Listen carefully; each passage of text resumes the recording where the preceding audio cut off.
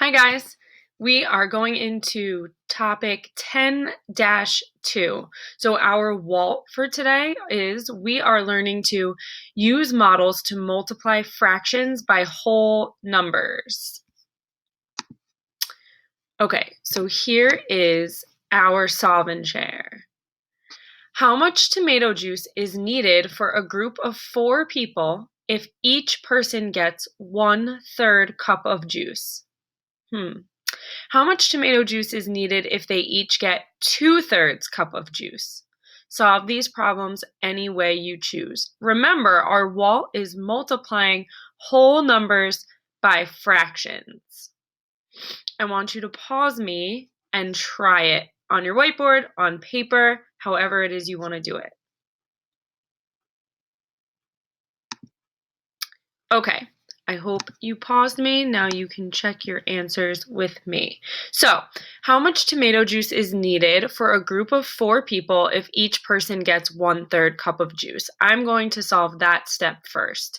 So there are 4 people, and each of them, which tells me I'm multiplying, gets 1/3 of a cup of juice. So if I multiply 4 times 1/3, I can also think of this as saying 4/1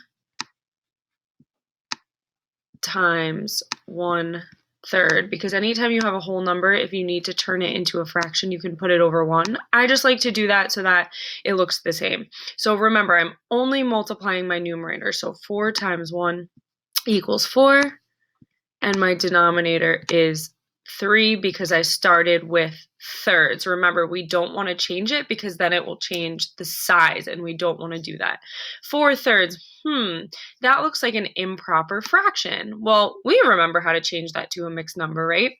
So 4/3 is really equal to 3/3 plus 1/3 left over. And 3/3 is really equal to 1 and 1/3 left over. So each person gets 1 and 1/3 cup of juice.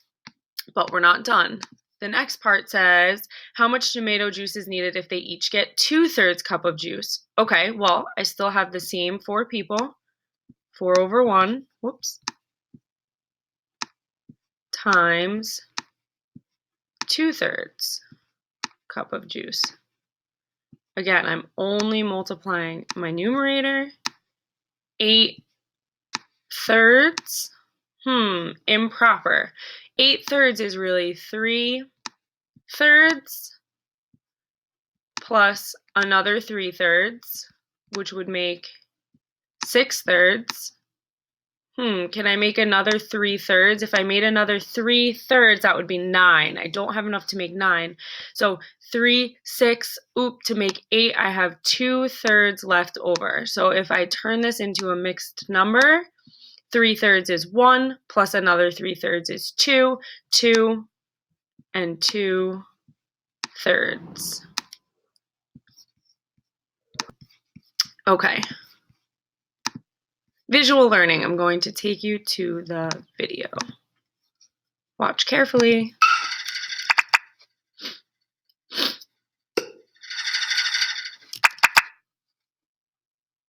How can you multiply a whole number by a fraction? Think about this question during the lesson. Dory lives 1/4 mile from school. If she walks to and from school each day, how far does Dory walk during a school week? Dory lives 1/4 mile from school. How many times a week does Dory walk the 1/4 mile between home and school? Select your answer. How many days a week to school and how many days a week from school? Well, that would be 5 times, and back would be 10 times. 10 times. You need to find the total distance Dory walks during a school week. What units will you use for your answer? You will use miles. You can use addition or multiplication to solve this problem. Why can you use multiplication to solve this problem? Dory makes 10 trips, and all the trips are the same length. You can draw a picture to show the distance Dory walks. How does the picture represent the problem? The diagram shows the 1/4 mile Dory walks 10 times. 10 1/4 miles added together equals 10/4 miles. Write 10/4 as a mixed number. 4 1/4 mile trips equals 1 mile. 10/4 equals 4/4 plus 4/4 plus 2/4. So 10/4 equals 1 plus 1 plus 2/4, or 2 2/4. 2 2/4 is equivalent to 2 1/2. Dory walks 2 1/2 miles to and from school each week. You can also draw a number line to show the distance Dory walks. How does the number line represent the problem? Like the drawing, it shows the 1/4 mile Dory walks 10 times. 10 times 1/4 equals the quantity, 10 times 1 divided by 4, which equals 10/4. Remember, 1/4 is a unit fraction, so 10 1/4 parts are 10/4. Write 10/4 as a mixed number. 10/4 equals 2 2/4, or 2 1/2. Dory walks 2 1/2 miles to and from school each week. Now you know how you can find the product of a fraction multiplied by a whole number. Great. Okay. So, in our guided practice, it says draw a picture to explain how to find 3 times 2/5. We are just going to write an equation.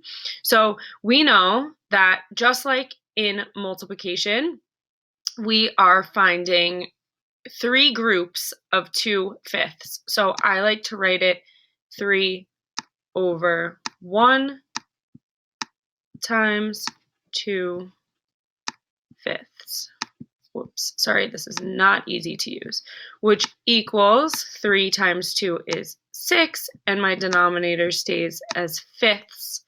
But now I need to write that into a mixed number. Well, I know that this really equals 5/5 plus 1/5 left over to make 6/5. So 5/5 is 1 and 1/5 left over. So 1 1/5. Okay, for 2 and 3, write and solve a multiplication equation. Okay, for number 2, I have 2 pies cut into 1, 2, 3, 4, 5 sixths. 2 times 1, 2, 3, 4, 5, 6.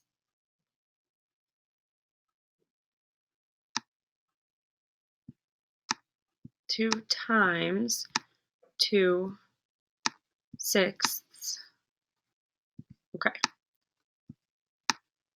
2 times 2 is 4 over 6, which is really equal to, oh, I'm sorry, which is 4/6. Not an improper fraction. We don't need to change that one.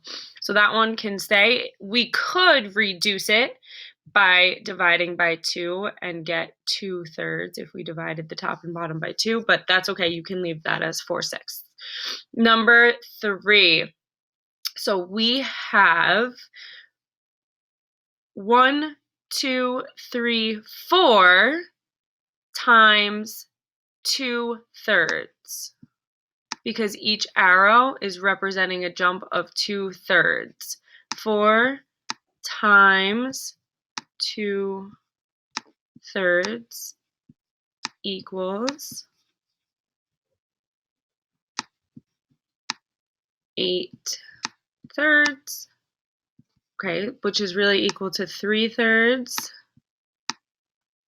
plus 3/3, which is 6/3, and 2/3 left over.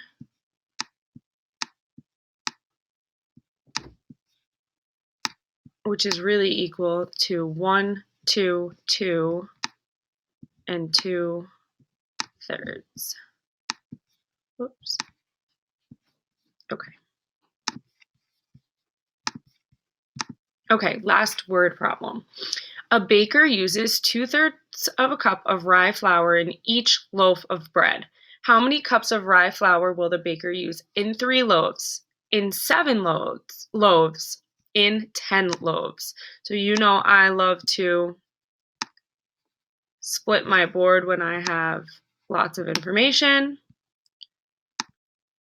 So he uses 2/3 in 3 loaves, 2/3 cup of rye flour in 7 loaves, and 2/3 cup of rye flour in 10 loaves.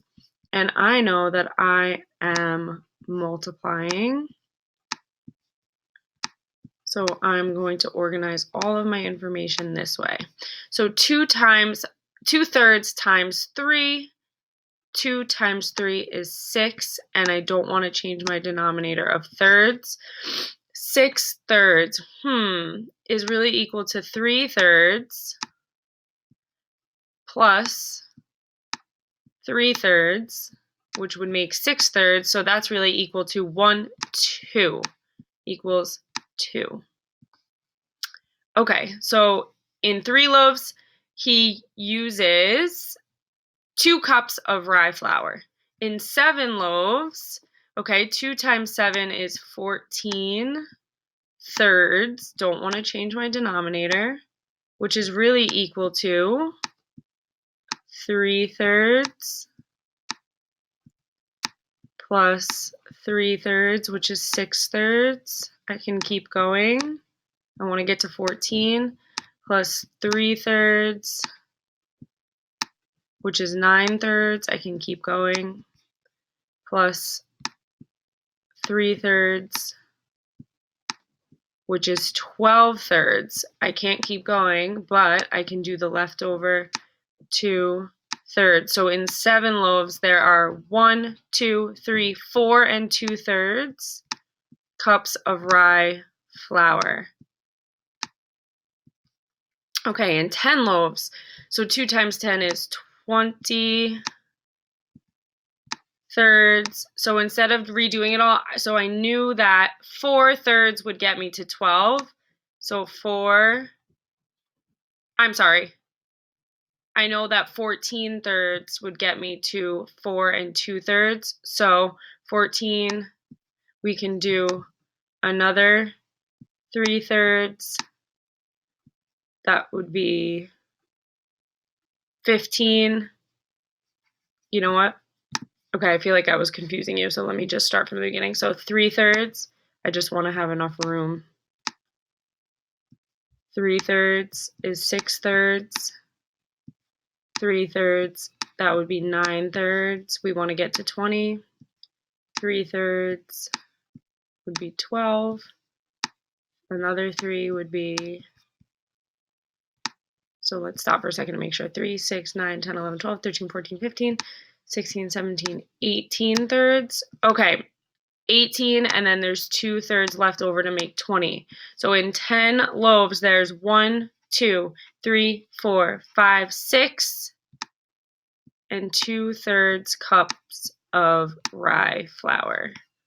This was probably the hardest word problem, but I just wanted to show you another example. Now, in Google Classroom, you have interactive slides. If it's easier to do it on paper and take a picture of your work, if you have like a school Chromebook and you can easily insert a picture, that's fine, or just type in the answers. Good luck. Let me know if you have any questions.